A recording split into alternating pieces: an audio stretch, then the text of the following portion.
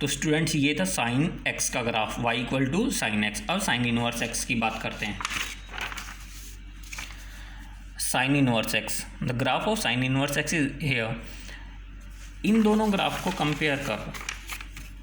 जो waves x axis के ऊपर बनी हुई थी, यहाँ पर इनवर्स फंक्शन में वाई एक्सिस के ऊपर, और जो हमारे पास जो प्रिंसिपल वैल्यूज़ हैं -1 से लेकर 1 तक, दैट इज रेंज अब हमारे एक्स एक्सिस के ऊपर आ गई -1 से लेकर 1 तक। यानी कि इनवर्स फंक्शन के अंदर जो हमारा ग्राफ था वो भी चेंज हो गया। जो एक्स एक्सिस पे था वो वाई पे चला गया, जो वाई एक्सिस पे था वो एक्स एक्सिस पे चला गया।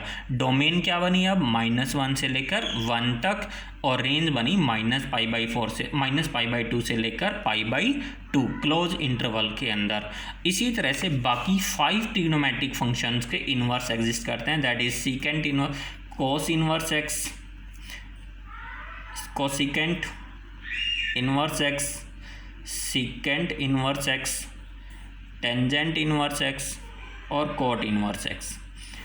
जिस तरह से इनके डोमेन और रेंज को रिस्ट्रिक्टेड किया गया, इसी तरह से बाकी के हमारे पास इनवर्स ट्रिग्नोमेट्रिक फंक्शंस की डाली गई हैं।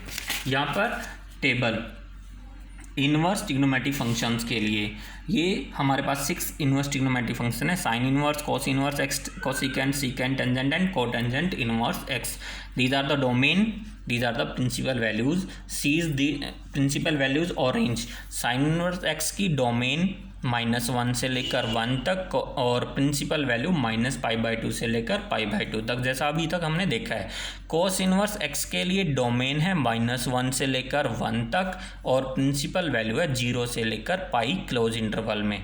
कोसिकेंट इनवर्स एक्स के लिए डोमेन है r -1 to 1, this is open interval and range is what -π/2 से लेकर π/2 -0। 0 के ऊपर सेट्स वाली ब्रैकेट है, इसका मतलब सिर्फ एक एलिमेंट।